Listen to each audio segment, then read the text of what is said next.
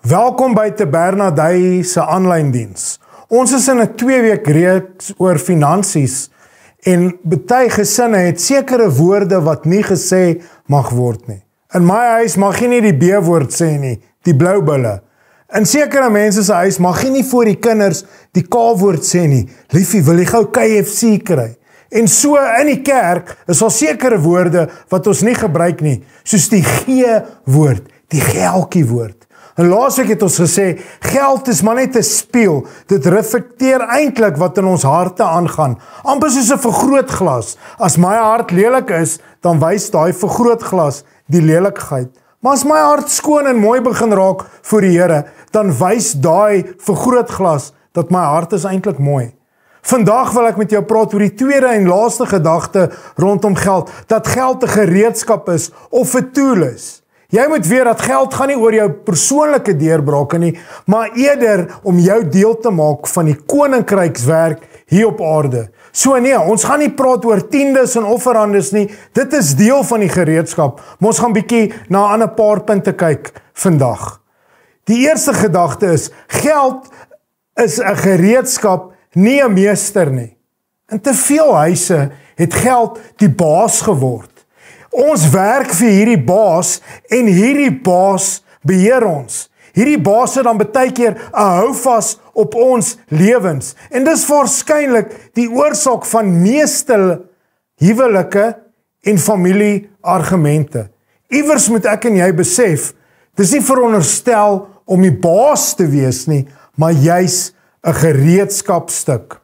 2 Korintiërs 9:6 sê, dis staan die saak ook so, wie suinig saai, sal karig oes, wie ruimhartig saai, sal volop oes.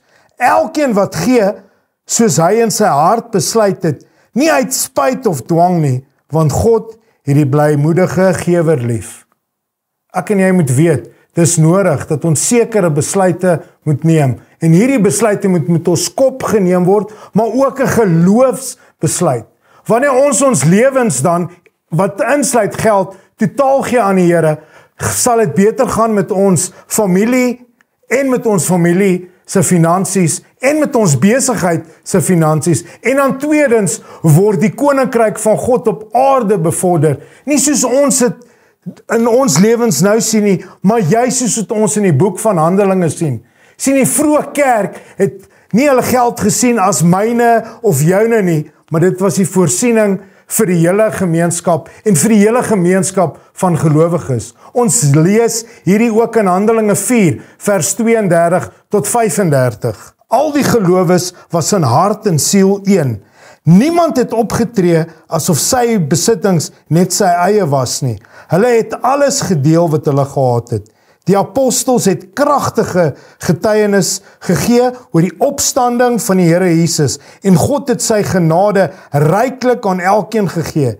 Nie een van hulle het 'n tekort gehad nie, want gelowiges wat op grond of hulle huise besit het, het dit verkoop en die opbrengs daarvan gebring en vir die apostels gegee. Die het dit dan uitgegee volgens elkeen se behoeftes. Dalk vra God nie vandag dat ek en jy ons huis moet verkoop en al ons geld moet weggee nie, maar hy vra juis dat ons geld as 'n tool of 'n gereedskap sien waarmee ons mekaar dien in hierdie koninkryk en selfs die wat nie het nie. Die tweede punt wat ons wil maak is, vrywilligheid is geestelike oorlogvoering. Ek herhaal, dis deel van jou en my geestelike oorlogvoering. In 2 Korintiërs 9 vers 8 en 9 lees ons, en God is in staat om julle elke gawe in oorvloed te gee, sodat julle in elke opsig altyd van alles genoeg kan hê en ook nog oorvloedig kan wees in elke goeie werk. Soos daar geskryf staan, hy het uitgedeel en gegee aan die armes, sy goedertierenheid bly vir altyd staan. Een van die eienskappe van God wat altyd sal bly staan, is sy goedertierenheid. En dan as ons dan nou kinders van God is dit ons verantwoordelikheid om dit met die wêreld en mekaar te gaan deel. Vrywilligheid is die grootste teenmiddel vir die aanval van die liefde vir geld of vir mammon op lewens en finansiële situasies. Met ander woorde, God wil hê ons moet gee. Selfs wanneer ons nood beleef. Ek het al in tye self wat ek nood beleef, my hand oopgemaak om saad te saai en die Here het altyd voorsien in daai tyd. 2 Korintiërs 9:8 in die Nuwe Lewende Vertaling sê, en God is in staat om aan julle elke gawe in oorvloed te gee, sodat julle in elke opsig altyd van alles genoeg kan hê en ook nog oorvloedig kan wees in elke goeie werk. Dat kom ons op 'n plek waar dit so oorvloedig met ons gaan, dat ons nie anders kan help as om 'n seëning vir ander te wees nie.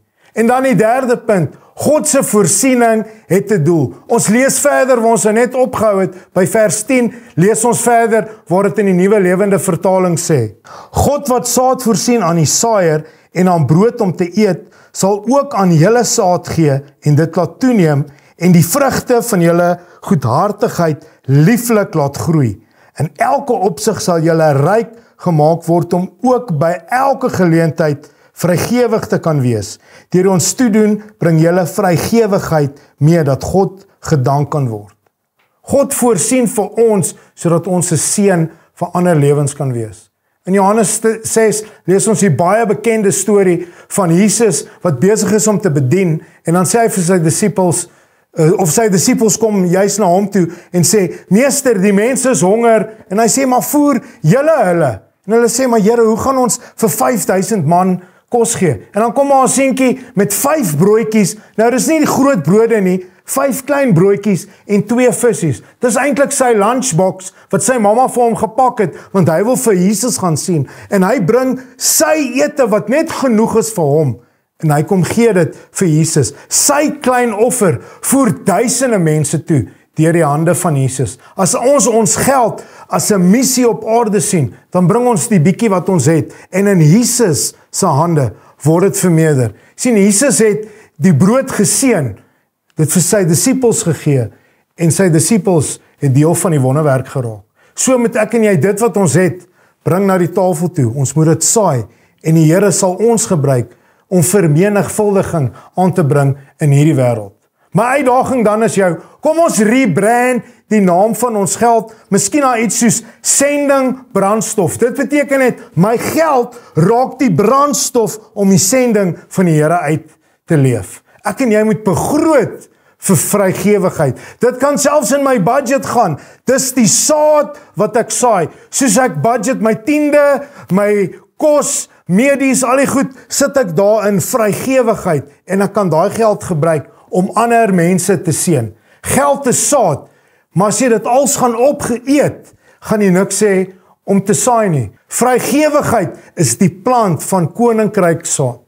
Vra die Here hierdie week, waar kan jy koninkryk saad plant? Kom ons sluit net die oë. Here Jesus, ons wil U dankie sê dat ons deel kan wees aan U koninkryk. Dankie vir die saad wat U in ons hand gee. En ek bid dat ons geld sal sien as 'n gereedskap om die koninkryk uit te bou, uit te breek, te vergroot, te gaan deel met die wêreld. Here, gebruik ons finansies om 'n ewigheidsverskil in die koninkryk te maak. Is my gebed in Jesus naam. Amen.